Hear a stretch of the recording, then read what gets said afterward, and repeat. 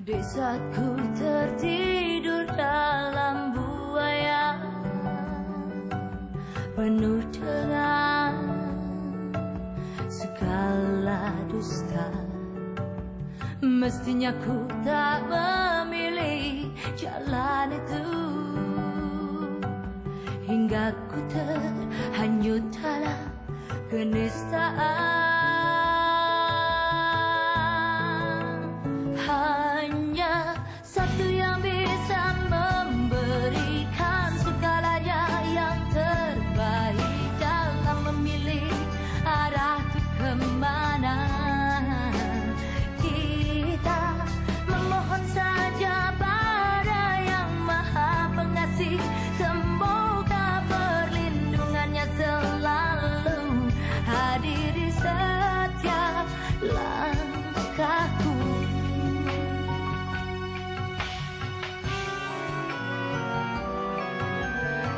Saat ku tertidur dalam buaya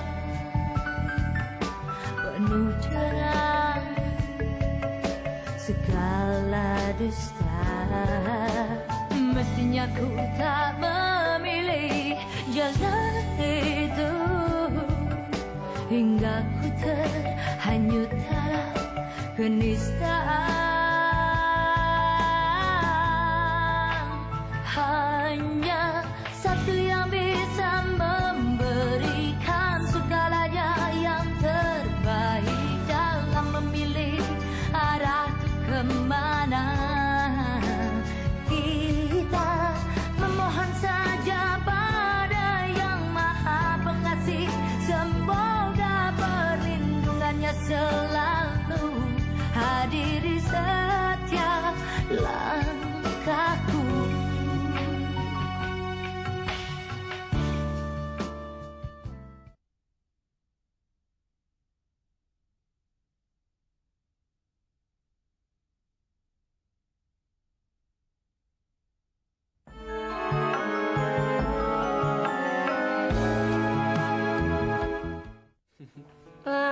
Ketawa sih.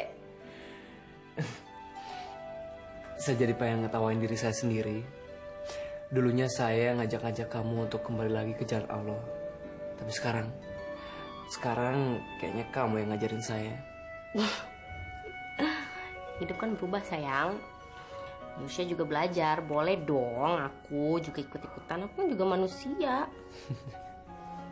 Tapi ngomong-ngomong mendingan kamu biarin aja deh papa kamu nyelesain masalahnya sama Mas Yoga. Ya. Kamu takwa aja. Kamu pernah dengar nggak kisah seorang pengelana di gurun pasir? Dia naik onta, dia datang ke masjid untuk sholat. Belum? Ya, orang itu turun dari ontanya, dia langsung masuk ke masjid. Rasul menegurnya, kenapa onta kamu tidak kamu ikat dulu sebelum kamu masuk ke sini? Lalu orang itu menjawab, saya ini adalah orang yang bertakwa ya Rasul.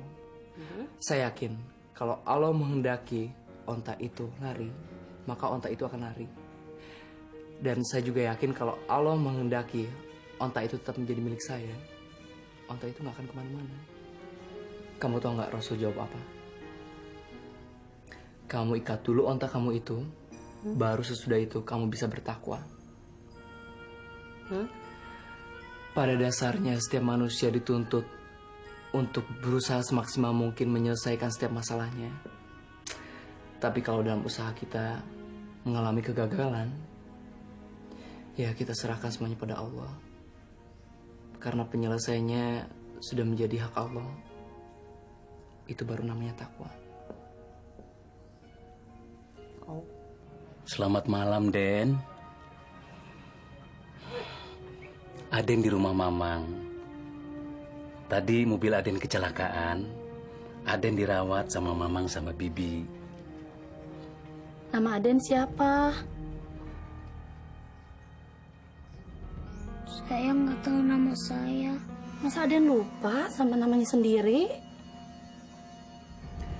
Kan Akang sudah bilang, anak ini nggak ingat namanya. Dia nggak ingat apa-apa. Kata dokter, mungkin nanti pelan-pelan dia baru tahu siapa dia.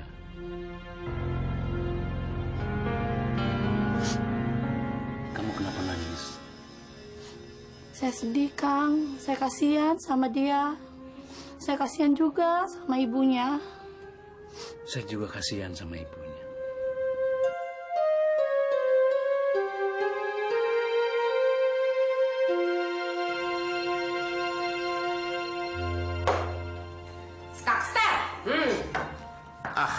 Yang macam pinter kali kau main catur.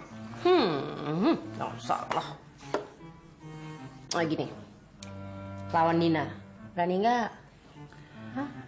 Din, kau tuh kan tak bisa main catur. Kau kawani saja papi ngobrol 15 menit saja pun jadi. Sudah bahagia papi, sudah terburu kesepian papi. Kesepian jadi ini ceritanya. Mau ditemenin? Boleh. Si Amir tak ada. Kau sibuk. Lagi bahagialah waktu kau sedikit untuk papi yang kesepian ini. Ya.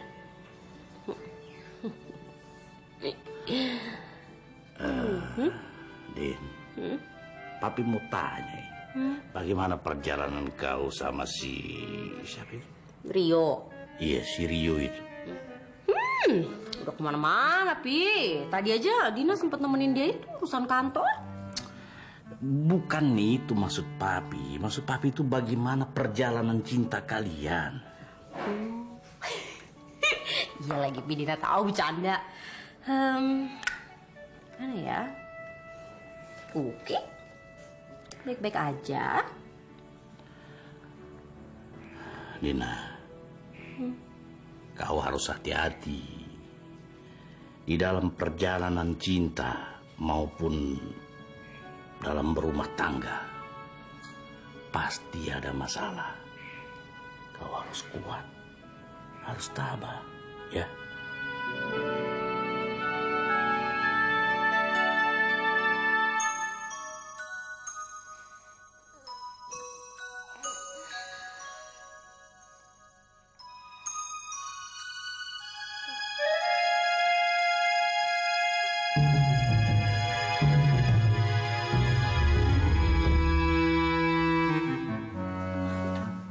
Yogi mana? Kok malah Papa yang di sini?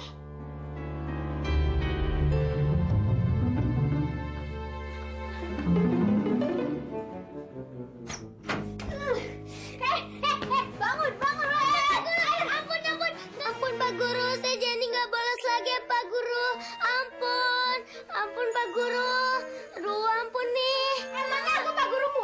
Bangun, emangnya aku Pak Gurumu? Mas Ega, emangnya udah sahur apa? Mas Ega bangunin bukan untuk sahur, tapi mau ngasih tahu kalau Yogi udah pulang. Hah? Kapan pulangnya? Tadi waktu kita tidur. Hah? Ayo cepetan.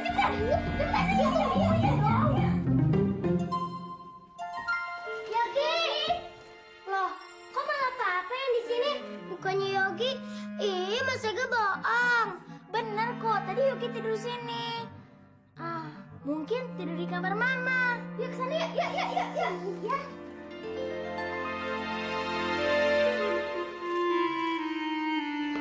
Loh,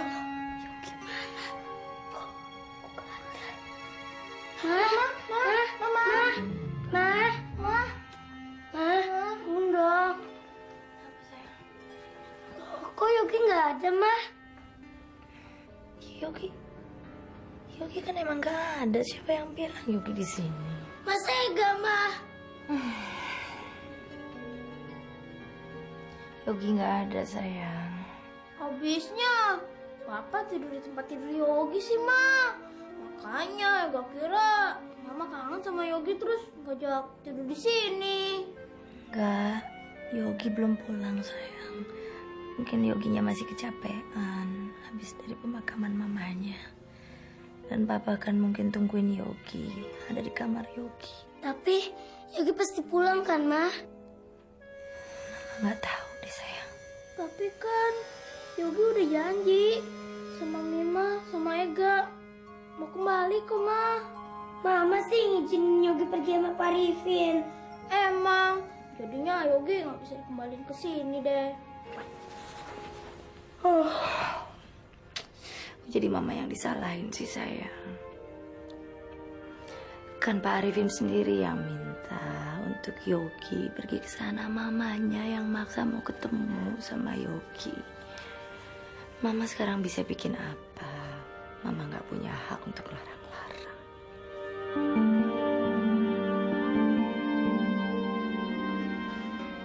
Ini sekarang jam berapa sih?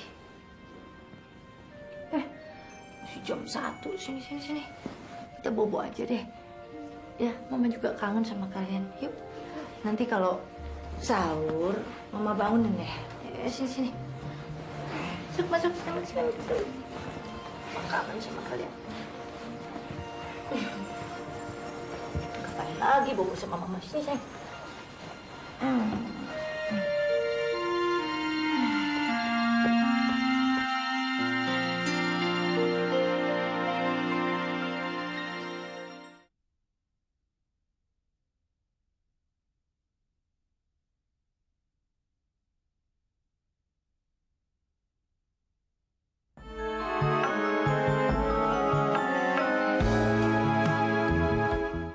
Apalagi Nurul? Ayam goreng.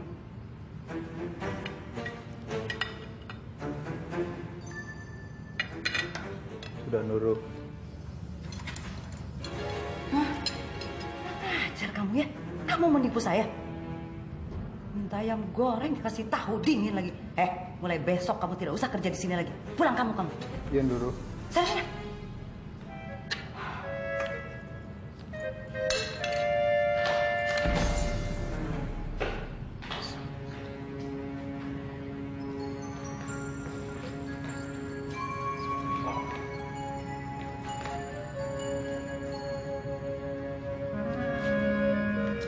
Amin.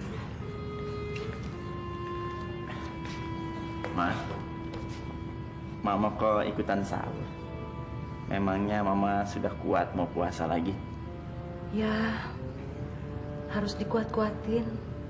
Mama sama Pangki sudah bertekad tidak mau tunduk pada penyakit dan juga tidak mau tunduk sama bujukan iblis.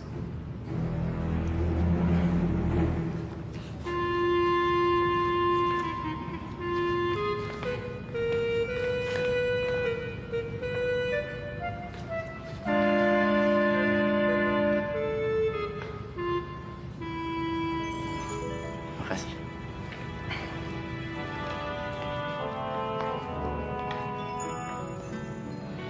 Nih sopnya. Saya loh yang bikin. Aduh, Ini sup kan kesukaannya Mas Tommy. oh ya, Pangki mana, Ma? kan dia sudah 2 hari masuk pesantren kilat. Ya, Mama pikir bagus juga untuk mempersiapkan mentalnya dalam menghadapi bulan puasa dan bekerja di kantor kamu nanti. Mas, jangan izinkan Pangki ikut kerja di kantor. Kamu betul, Pinky. Mama juga sudah bilang sama dia bahwa Mama belum minta izin sama Tommy. Tapi ya itu anak begitu kuat kemauannya, keinginan bekerja di kantor. Sampai-sampai dia kelihatannya betah di pesantren itu. Mama nggak perlu minta izin. Dia cukup bilang sama saya kalau dia ingin ikut ke kantor. Pasti saya ajak. Saya memang sudah lama sekali ingin mengajak Pangki untuk mulai bekerja. Biarin aja. Biar dia belajar kerja. Saya mendukung sekali, Mah. Loh, Mama? Kenapa, Ma? Mama rasanya tidak percaya mendengar apa yang Mama dengar barusan. Jadi Mama terharu. Baguslah, Ma. Kebetulan sekali besok akan ada rapat dengan staf kantor. Saya bisa langsung memperkenalkan Pangki dengan staf saya. Nanti kalau dia pulang, kamu bicara langsung sama dia ya. Dia pasti gembira sekali.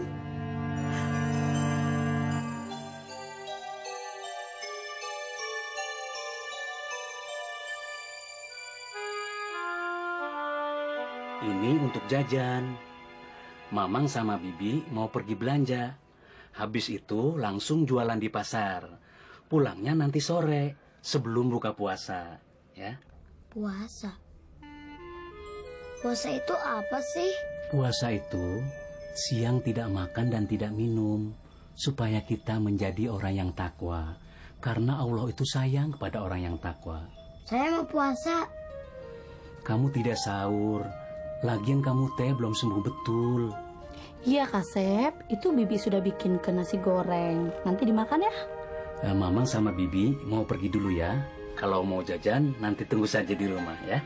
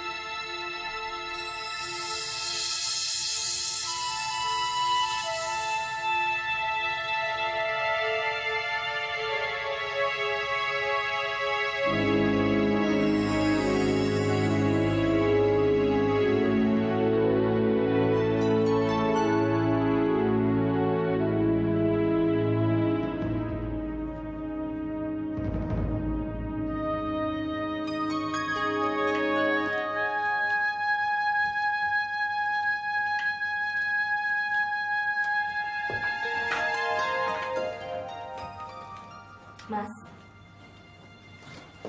Mas.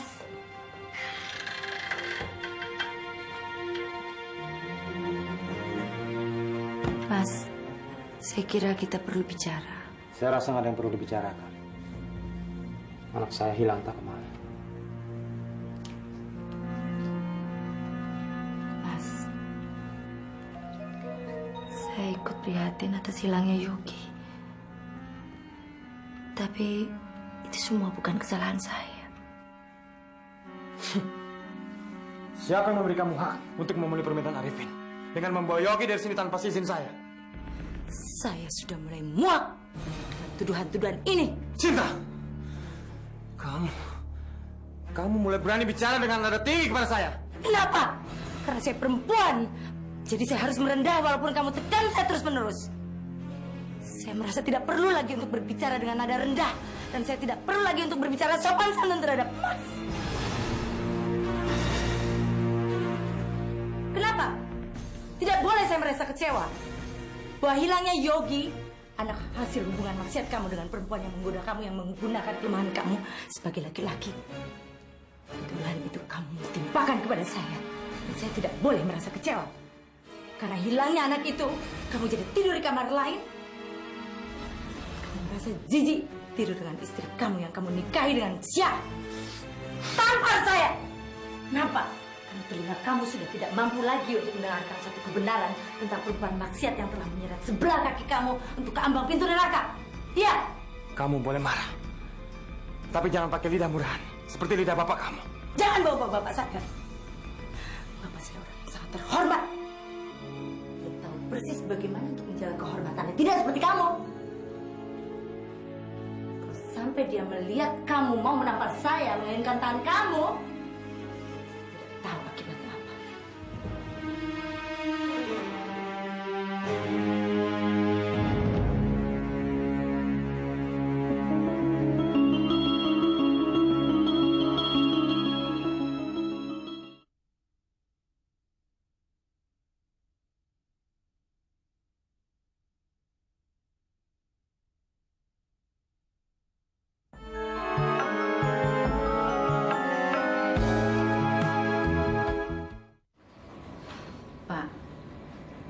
Rasanya sejak kelahiran Yoga, kita sudah menyiapkan masa depan yang damai dan bahagia buat dia.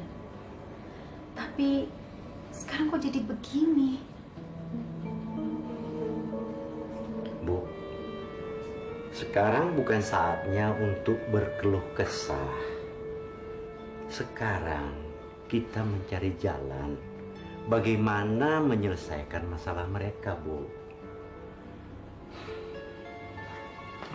Pak. Ya.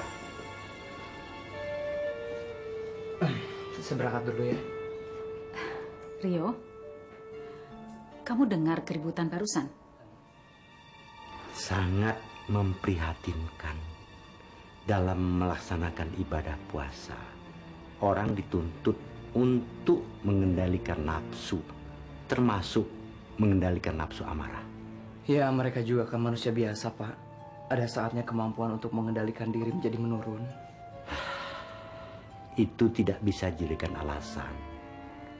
Kalau kendali kita lemah, berarti kita memberi peluang kepada iblis untuk menguasai hati kita. Kalau sudah demikian, puasa akan kehilangan rohnya. Jadinya puasa itu hanya sekadar menahan lapar dan haus. Rio, Ibu minta kamu bicara dengan kakak kamu dari hati ke hati. Sadarkan dia bahwa seharusnya dia akan bersimpati pada istrinya. Saya pamit dulu, Bu. Pak. Hati-hati ya.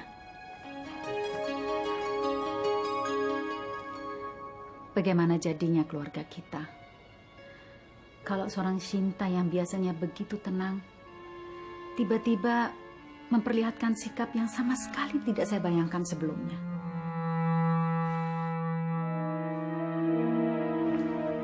Saya berangkat dulu, Pak. Bu, ada rapat penting. Coba lihat itu. Sopan santun pun sudah dia lupakan. Saya rasa dia menggunakan alasan untuk menghindar dari kita, Pak. Bapak pernah bilang sama saya bahwa dalam kehidupan itu perlu ada perang. Karena kalau ada perang baru kita bisa merasakan kedamaian. Tapi saya khawatir, Pak, bahwa masalah mereka yang sudah tidak terkendalikan itu bukannya menghasilkan kedamaian, tapi justru sebaliknya. Saya juga merasakan kekhawatiran itu, Bu. Makanya saya bersikap tegas untuk tidak mentolerir kehadiran Yogi di rumah ini. Kehadiran Yogi di rumah ini mengundang resiko yang amat fatal terhadap keutuhan keluarga ini, Bu. Tapi mengorbankan anak yang tidak berdosa seperti Yogi, itu kan tidak adil, Pak. Ibu kira saya bahagia dengan pilihan saya menempatkan Yogi di panti asuhan. Itu memang pilihan yang pahit. Tapi jauh lebih pahit kalau wanita sebaik Sinta dan 2 cucu sah kita biarkan menjadi korban kekeliruan Yoga. Bu, risiko itu belum termasuk kehancuran nama baik keluarga kita yang selama ini menjadi panutan. Ibu mau kemana? Saya mau bicara sama Shinta, Pak. Untuk apa? Anak kita ibarat benang basah yang tidak mungkin ibu tegakkan dengan menyalahkan Sinta, Bu.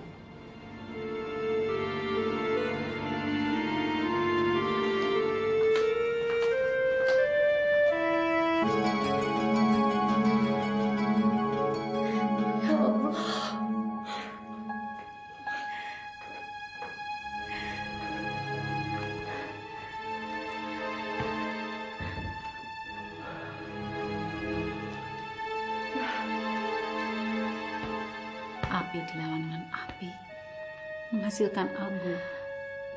Astagfirullahaladzim. Ibu.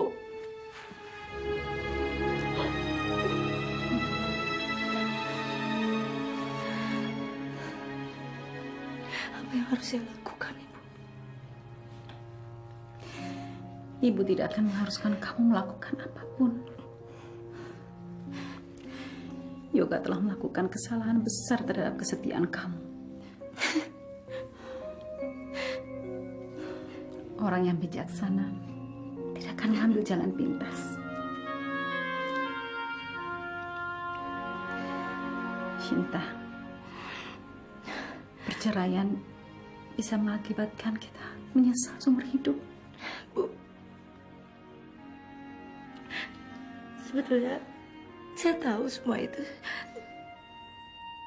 Cuma Mas Yoga menuduh saya bahwa saya sangat berbahagia dengan hilangnya Yogi. Padahal saya begitu khawatir bagaimana nasib anak itu sekarang. Dan sebetulnya saya juga sedang berusaha, Bu.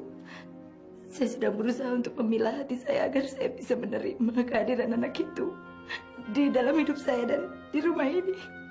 Dan saya pikir saya sudah mulai sanggup, Bu.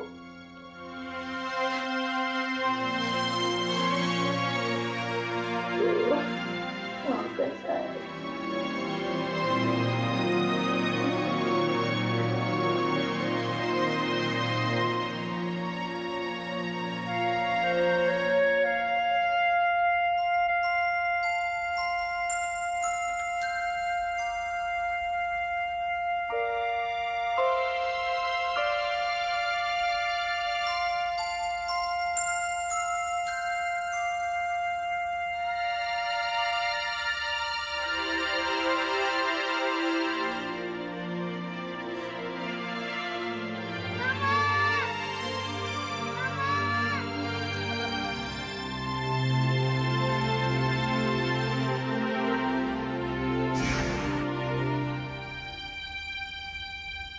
Mama.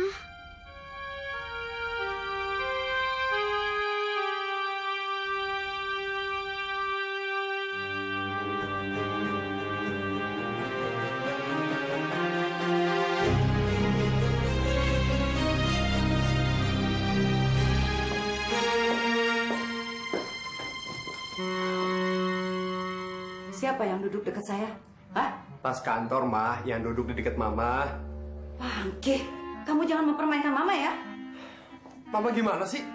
Anak udah insaf, udah nggak main judi, udah nggak nyuri perhiasan, masih juga dimarahin.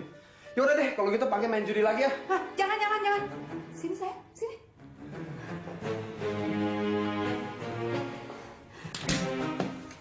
Ada apa? Hah? Pangki mau pamitan dulu sama Mama. Karena mulai hari ini, Pangki sudah mulai kerja di kantor sama Mas Tommy, Ma. Oh, bagus. Ingat pesan Mama ya. Jaga sikap kamu. Dan sementara ini kamu harus mengalah. Dekati orang-orang yang penting di sana.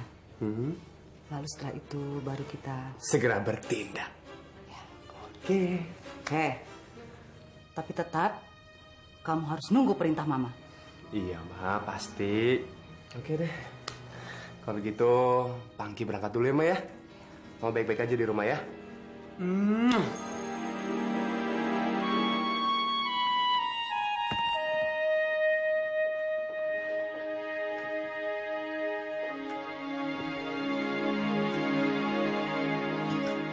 Silakan duduk. Saya bantu Mas Tommy ya. Makasih. Iya. Sebelum rapat kita mulai, saya ingin memperkenalkan adik saya ini. Oh, ada Bapak. Silakan duduk, Pak. Terima kasih. Mulai hari ini, adik saya Pangki akan bekerja di sini. Tepatnya belajar bekerja. Saya sangat mengharapkan bantuan saudara-saudara semua untuk membimbing adik saya ini. Tolong kasih tahu dia semua seluk-beluk mengenai perusahaan ini dan tantangan apa saja yang akan kita hadapi.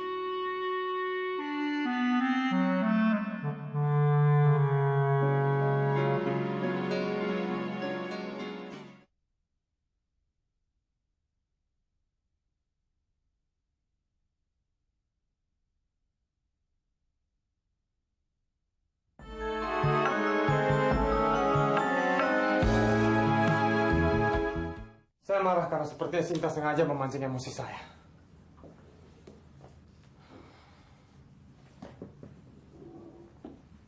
Dari apa yang saya dengar tadi, justru saya merasa bahwa Mbak Sinta lah yang merasa kecewa dengan sikap Mas yang seperti menyalahkan dia atas hilangnya Yogi, Mas. Saya sebetulnya tidak menuntut banyak. Yogi memang buah dari perbuatan dosa. Tapi anak itu sama sekali tidak berdosa. Padahal saya cuma mengharapkan sedikit kebaikannya untuk mau menerima Yogi. Kebaikan apa lagi sih yang Mas tuntut dari Mbak Sinta? Sekalipun batinnya sakit, Mas. Tapi naluri keibuannya yang akhirnya membuat dia bisa menerima Yogi. Kami sekeluarga menjadi saksi.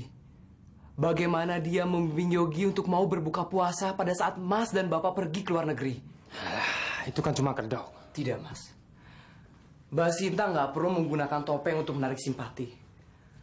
Ketulusan hatinya adalah daya tarik yang sempurna untuk memenangkan kasih sayang keluarga kita, Mas.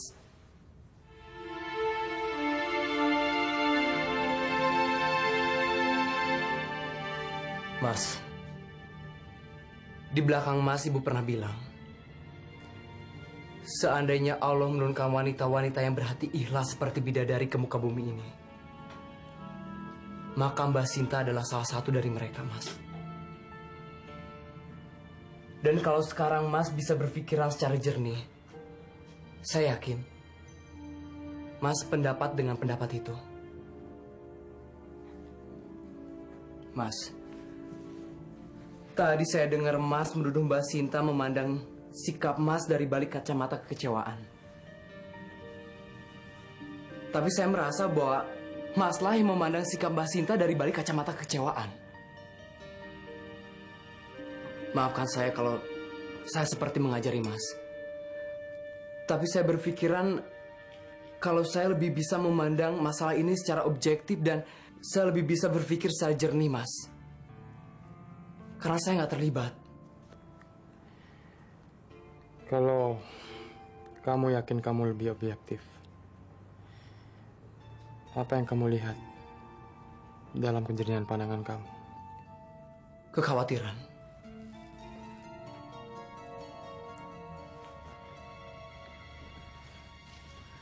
Kekhawatiran dalam diri saya, Mas. Kalau Mas terus-menerus menekan Mbak Sinta, batin Mbak Sinta akan semakin terpuruk. Dan pernikahan Mas itu akan retak, Mas. Sebaiknya Mas cepat-cepat minta maaf. Karena permintaan maaf yang terlambat itu akan semakin sulit buat Mas untuk menutup luka batinnya Mbak Sinta.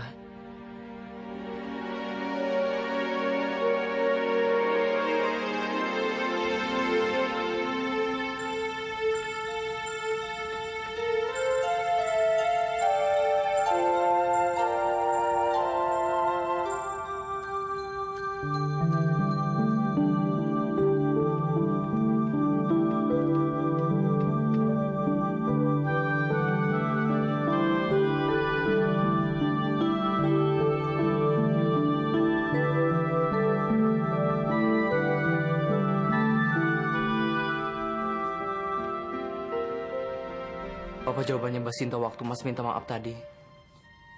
Dia malah balik bertanya, apakah saya bisa memaafkan diri saya? Emang sulit untuk menjawab pertanyaan itu? Ya, tentu. Karena sama saja memaafkan segala kelemahan saya atas keinginan Reni dulu.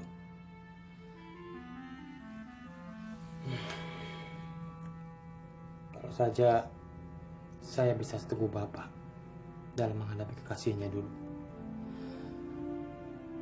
menurut ini tidak akan terjadi.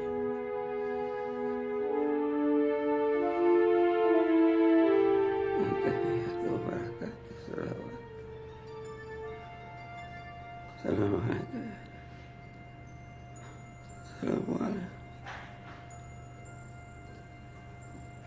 Asyhadu an la ilaha illallah.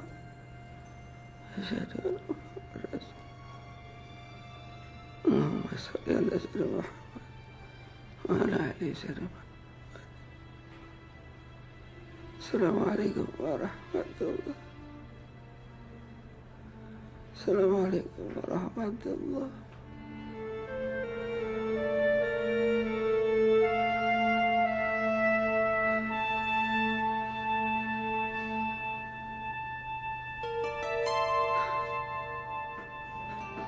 Ya Allah, semoga penyakit hamba ya Allah.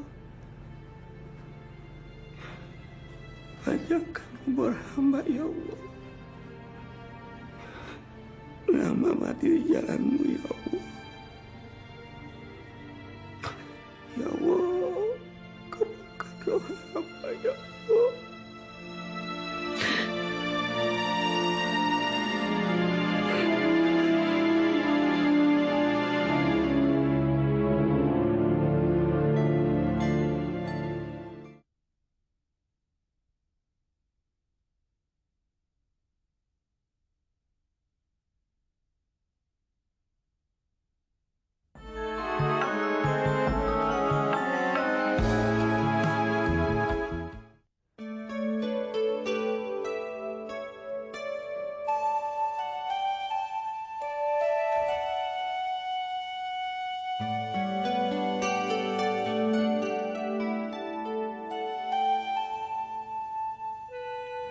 Assalamualaikum. Waalaikumsalam. Mir, belakangan ini kulihat kau kan ingin sekali naik haji, iya kan? Dari dulu cita-cita aku ingin pergi ke tanah suci, tawaf di sana untuk menjalankan ibadah haji. Tapi itu hanya sebuah mimpi yang aku akan tua mati. Justru aku bawakan gambar ini untuk kau. Jadi setiap kau melihat gambar ini, kau bisa berdoa kehadirat Allah yang Maha Pengasih untuk dikaruniai kesehatan dan rezeki yang banyak biar kau bisa menunaikan ibadah haji, ya? Aku dananya dari mana, Bismar? Allah juga melarang orang pengemis-ngemis untuk melaksanakan ibadah haji. Amir, kalau kita berdoa dengan ikhlas kepada Allah, Allah akan menjadikan yang tidak mungkin bagi kita akan menjadi mungkin. Kau tak perlu mengemis. Allah itu Maha Pengasih. Mana tahu suatu hari nanti ada seorang dermawan yang mau membiayai kau menunaikan ibadah haji. Jadi yang penting kau tuh berdoa, tawakal. Karena orang yang tawakal akan disirami oleh kasih sayang dengan Allah. Aku heran lihat kau belakangan ini, Mir. Kok jadi cengeng kau? Bismar, aku nggak cengeng. Aku bangga melihat perubahan kamu yang tadinya jauh dari Allah. Sekarang iman kau tambah kuat. Aku kalah, Bismar.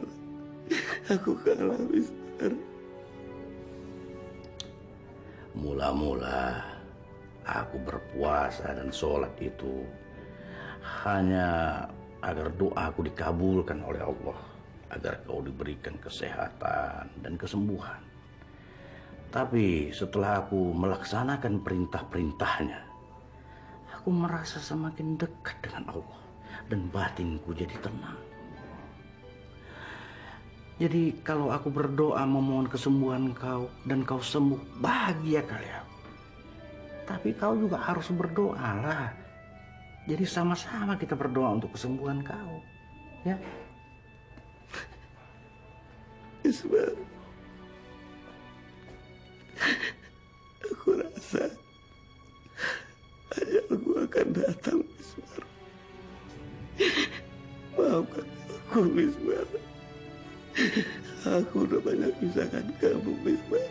Maafkan aku, Bismar.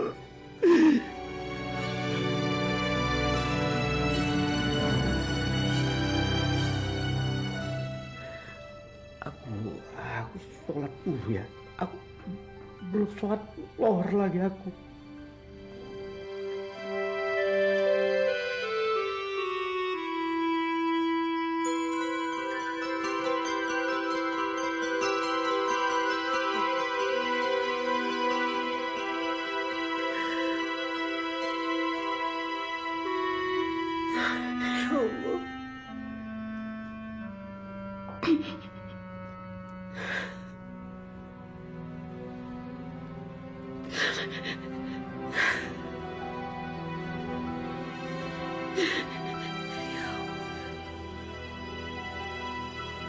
Astagfirullahaladzim. Astagfirullah.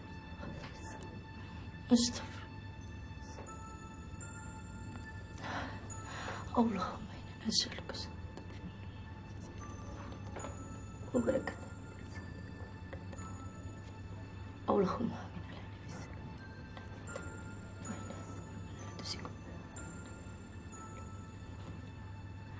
Rabbana atina fid dunya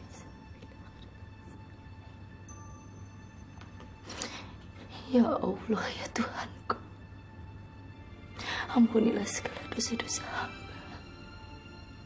Hamba sangat menyadari kemarahan hamba dan ketidakmampuan hamba untuk mengendalikan emosi hamba. Ya Allah, ya Tuhanku,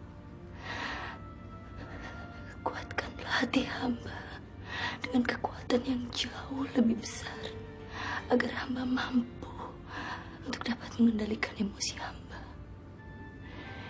Ya Allah yang Maha Pengasih, terangilah hati hamba dengan sinar cahaya kasih sayang-Mu yang lebih terang lagi, agar hamba dapat melihat dengan lebih jernih, dan agar puasa hamba ini menjadi puasa yang Kau ridhoi. Amin amin ya Rabbal Alamin.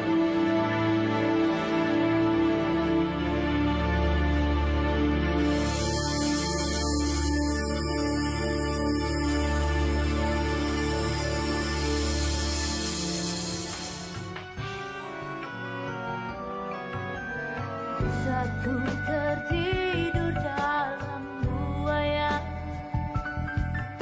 penuh dengan segala dusta. Mestinya ku tak memilih jalan itu, hingga ku terhanyut dalam kenistaan. Hanya satu yang bisa memberikan segalanya yang terbaik dalam memilih arah kemana.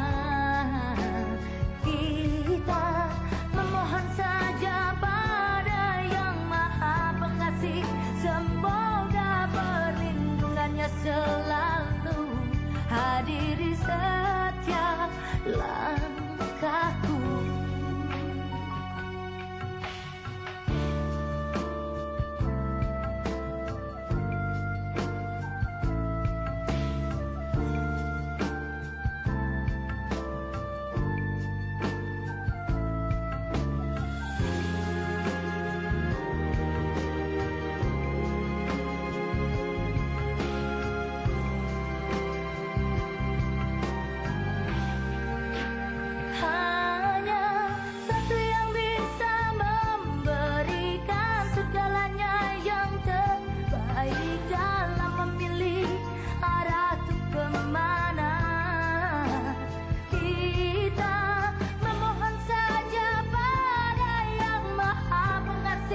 Semoga perlindungannya selalu.